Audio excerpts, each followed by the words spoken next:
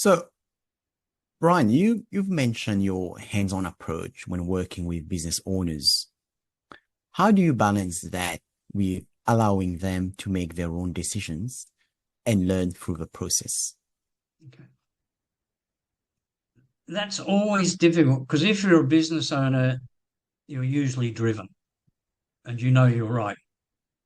And this is why your choice, someone who's adaptable and aware of change and knowing that they don't know what they don't know. Primarily through discussion. Occasionally, you might need to drive the discussion a little bit firmer. And part of that discussion is educating them on the why you feel that this is a better course of action. It is always the client's decision to do anything. If they disagree with you, my job is to find out why they disagree with you, because there may be things that I don't know that I don't know. That's so true. Yeah. So I can't say they're right or wrong. I'm giving guidance. I'm their tour guide to take their business from here to there. Along the way, we'll try things that won't work, which is why we test and measure. But we learn from that. Test, measure, review, and if it works, you rinse and repeat. But it's really having that relationship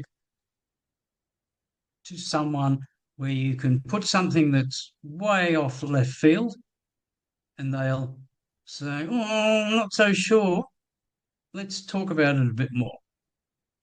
So a lot of it comes to a joint decision. And one always has to remember that the business owner is usually in a permanent state of overwhelm.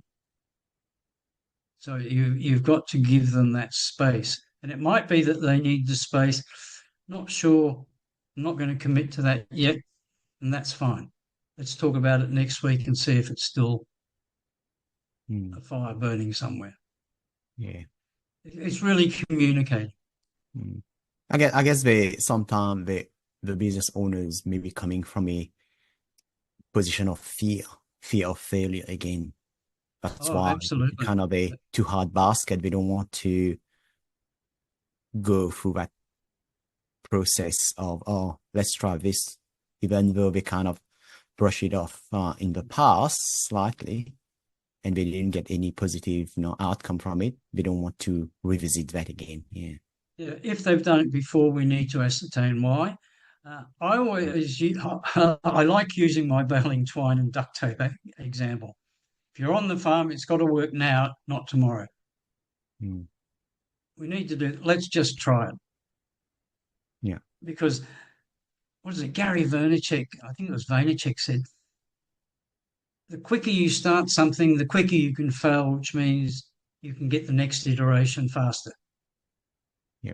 That's right. Something along those lines. Yeah. Fail fast. And then you can just change course of action quickly as well. Yeah. Yeah, and that's the key to it. Yeah.